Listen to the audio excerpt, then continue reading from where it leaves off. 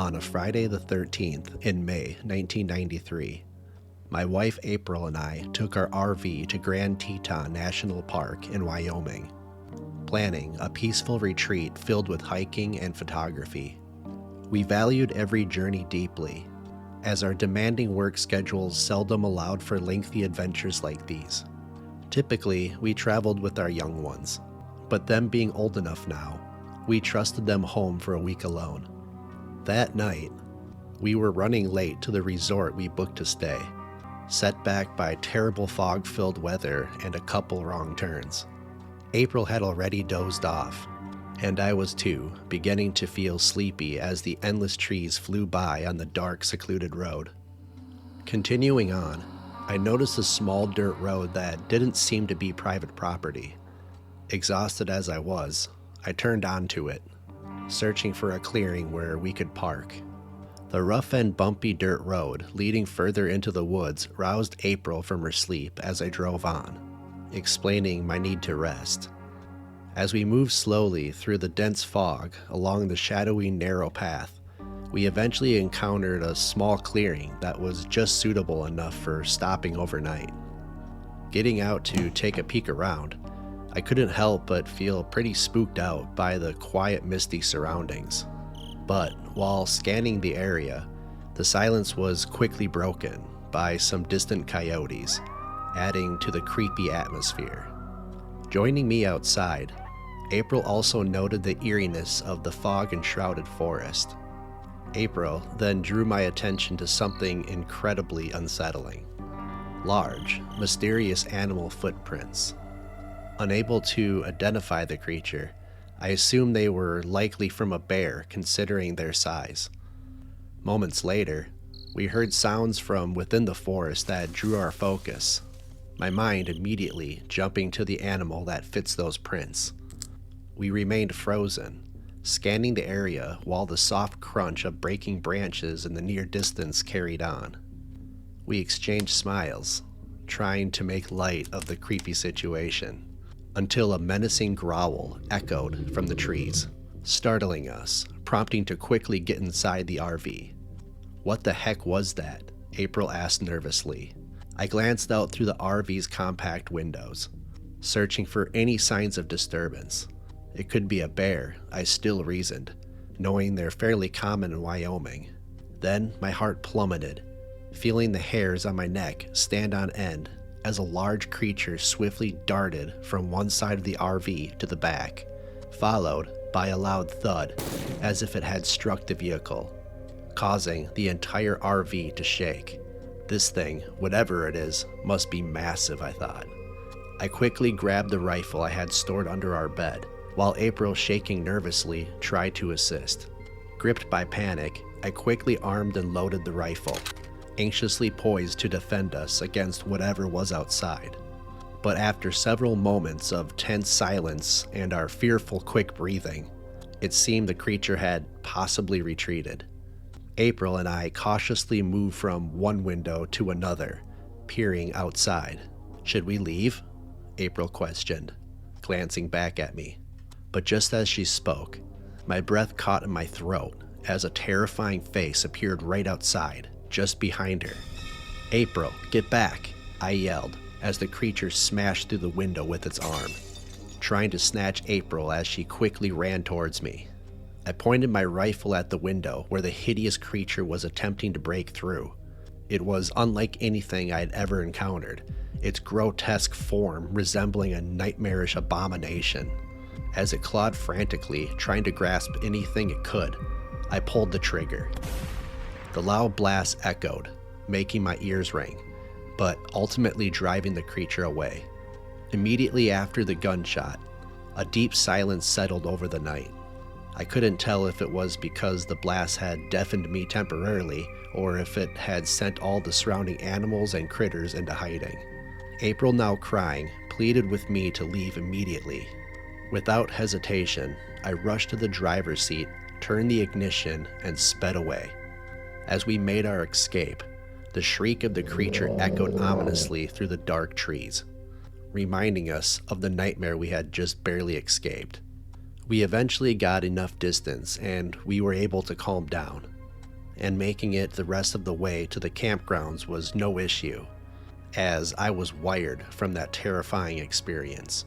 Upon arriving at the campgrounds and examining the RV, I was struck by the huge claw mark etched across the back. Whatever that creature was in the woods, it seemed like something from a horrifying nightmare. The coincidence of it being Friday the 13th just added to the horror and mystique of it all. All I hope is that I never find myself reliving that haunting night.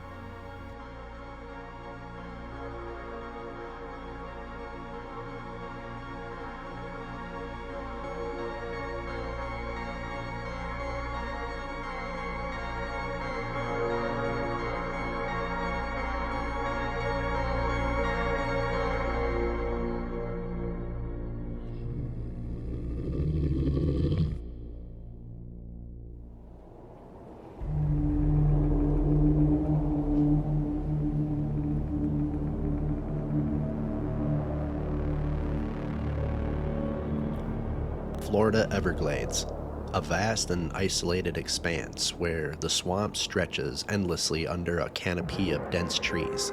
Though undeniably beautiful, this place demands careful exploration. Greetings, I'm Dr. Emily Carter, a seasoned herpetologist specializing in invasive species, particularly the Burmese python, an apex predator which poses a significant threat to the delicate ecosystem of the Everglades. It was mid-afternoon in late September. My assistant Mark and I were cruising down the swampy rivers. Equipped with GPS trackers, sample collection kits, and a camera, we navigated the boat through the dense mangroves. The engine's hum, the only sound breaking the eerie silence of the swamp. Water splashed up against the sides, leaving muddy streaks as the boat cut through the still waters of the slough. Mark steered towards a small, dry path of land in the distance, a cypress dome that seemed to float on the murky water. Once ashore, we stepped carefully onto the spongy ground, tying the boat to a gnarled root protruding from the mud. The dense foliage closed in around us as we ventured deeper into the dome, the air thick with the scent of damp earth and decaying leaves. Each step forward brought a new sound, the snap of a twig, the rustle of unseen creatures, the distant call of a bird, each one adding to the growing sense of discomfort that settled over us like a heavy fog. After establishing a cozy little camp, we started setting up our camera traps and investigating. Mark joked about how the pythons were avoiding us. "You think these pythons are smarter than we give them credit for?" Mark asked, glancing around the swamp with a wary expression. "Maybe," I replied, half serious. "Or maybe they just know how to stay hidden. These creatures are masters of camouflage." As daylight faded, eerie, guttural chants floated from the swamp, setting my nerves on edge. Unable to discern their origin, I pushed the unsettling noise from my mind and continued my tasks. As the sun slipped below the horizon, casting long shadows across the swamp, Mark and I ate quietly by the campfire. Our conversation waned as drowsiness crept in, and we soon retreated to our tents. Deep in the night, I was startled awake by the sound of rustling leaves and distant chanting echoing through the still air. I sat up, heart pounding, trying to make sense of the eerie sounds that surrounded me. The campfire we had going earlier had died down to embers, casting haunting shadows that waved in the darkness. Fearing the worst, I reached for the flashlight beside my sleeping bag and switched it on, its beam cutting through the blackness. I called out for Mark, my voice trembling with apprehension, but there was no response.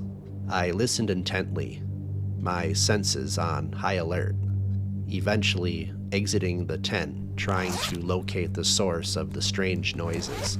Stepping outside, the swamp seemed to come alive with sound, the chirping of insects, the croaking of frogs, and the haunting calls of barred owls.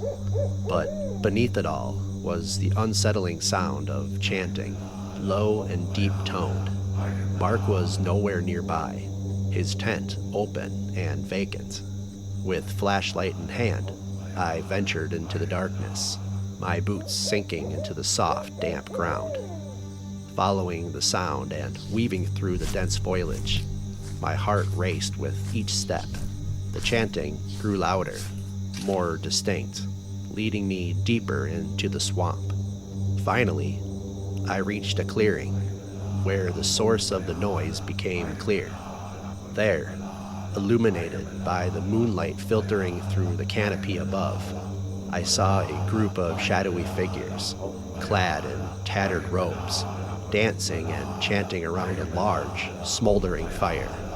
I caught a glimpse of Mark's backpack, torn and shredded, lying abandoned on the ground, but there was no sign of him.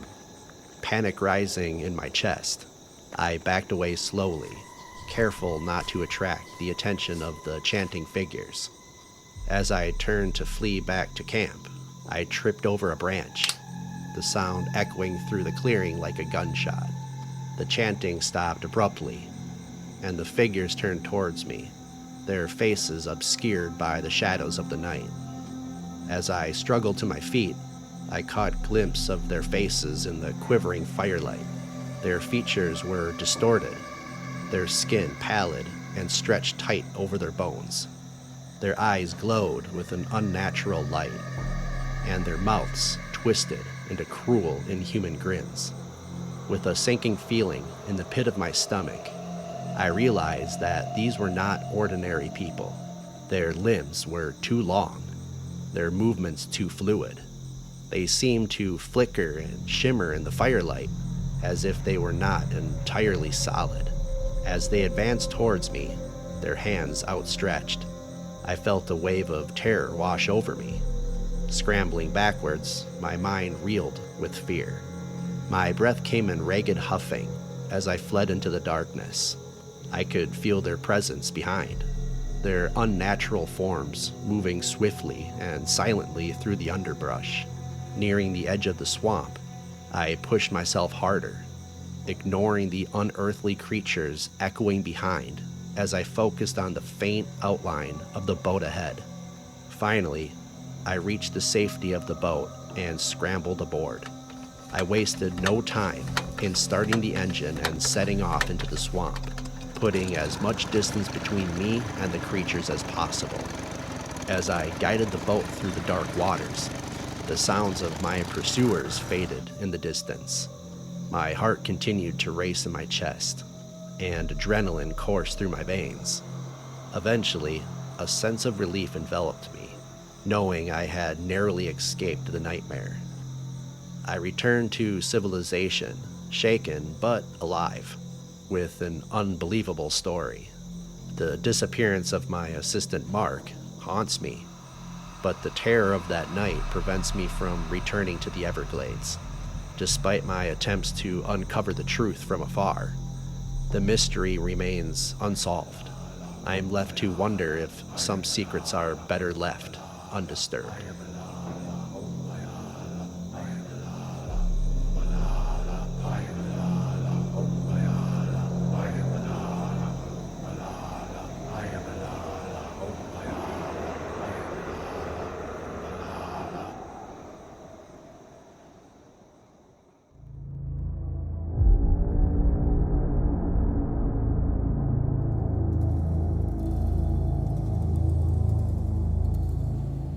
I had been living alone on the farm ever since my wife, Andrea, passed away from cancer a few years ago. Her absence was a constant ache in my heart, a hollow feeling that seemed to grow with each passing day. My only child, Susan, was away at college, pursuing her dreams and building a life of her own. I was proud of her, but her absence only amplified the silence that now enveloped the farm. One summer evening, I drove into town for supplies. The air was thick with humidity, and the sky was painted with the soft hues of an early evening sun, signaling the approaching night. As I walked down the main street, I noticed something unusual. The town's dogs were going crazy. Dogs that were usually calm and friendly were barking insistently, their howls echoing through the streets. The owners struggled to control their pets, and a few had even been bitten in their attempts to calm them down. I watched as a couple wrestled with their normally gentle Labrador, which now snarled and snapped at anyone who came near. A cold shudder coursed through me. The dog's eyes seemed to dart around as if they could see something that we humans couldn't. The town, usually a picture of quiet pastoral charm, was now filled with an unsettling energy. As the sun began its slow descent behind the rolling hills, painting the farm with lengthy shadows, I was knee-deep in the day's work.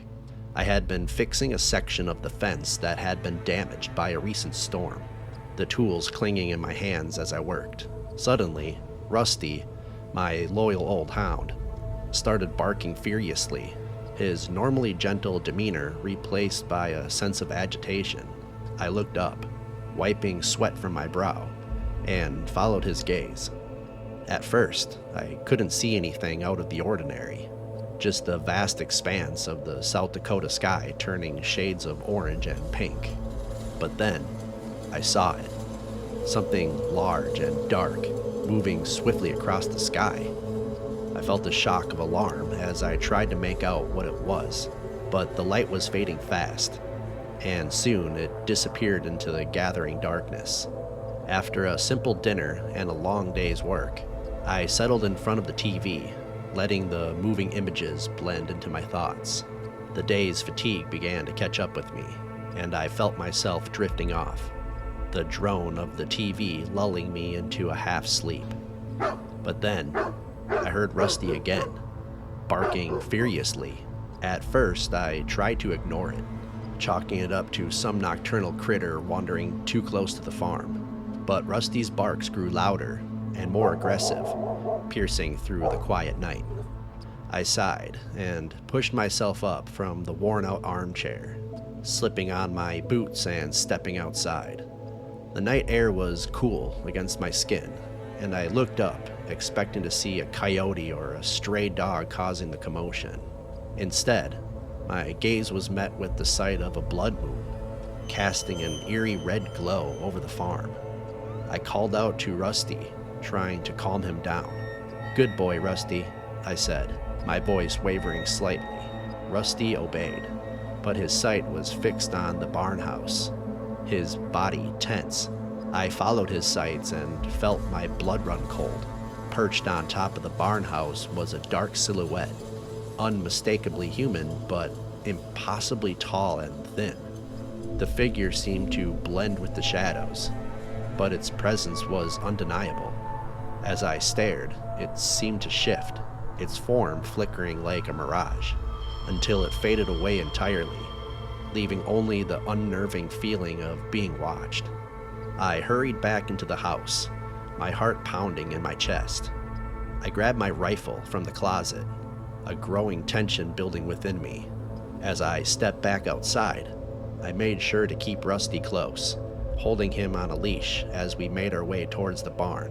The night was eerily silent now, the only sound being the crunch of gravel beneath my boots.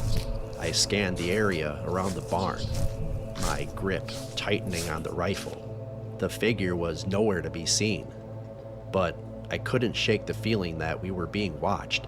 Rusty suddenly growled, his fur bristling as he stared at the barn door. My eyes followed his point of focus, and I saw that it was slightly ajar, swinging gently in the breeze.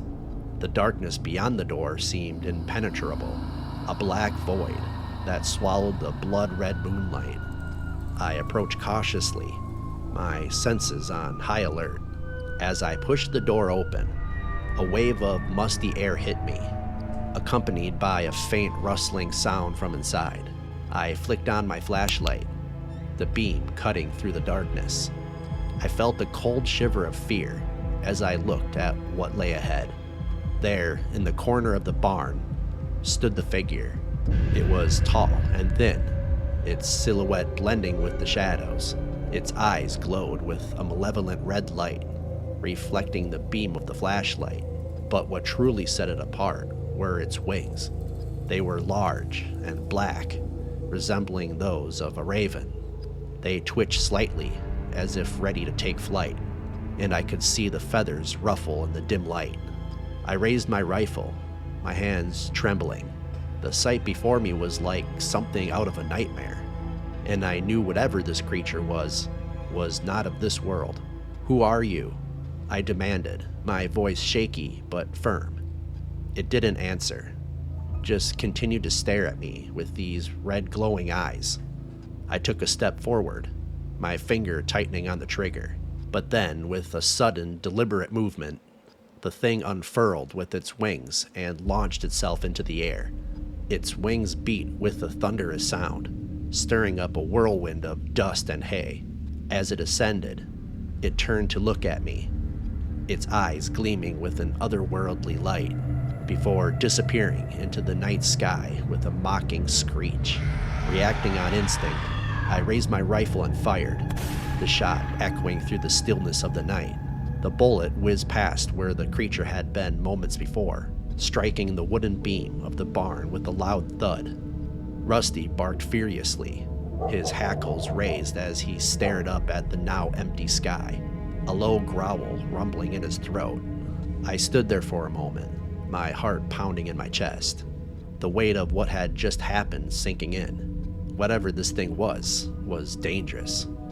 I hurried back to the house and called the local police, reporting what I had seen. To my surprise, the officer on the line didn't dismiss my story. In fact, he told me that several others had reported similar sightings in the area, and that one person had been found dead, their body mangled and torn apart in a manner that defied explanation. As more reports came in, and the descriptions of the creature matched what I had seen, we began to refer to it as the Raven Man. The town was gripped by fear, and rumors spread like wildfire. In the days that followed, I couldn't shake the feeling of dread that hung over the town. Every time the moon rose red in the sky, casting an eerie glow over the farm, I couldn't help but wonder if the Raven Man was watching, waiting for his next victim. And so I lived in fear, knowing that the darkness held secrets that I could never fully understand.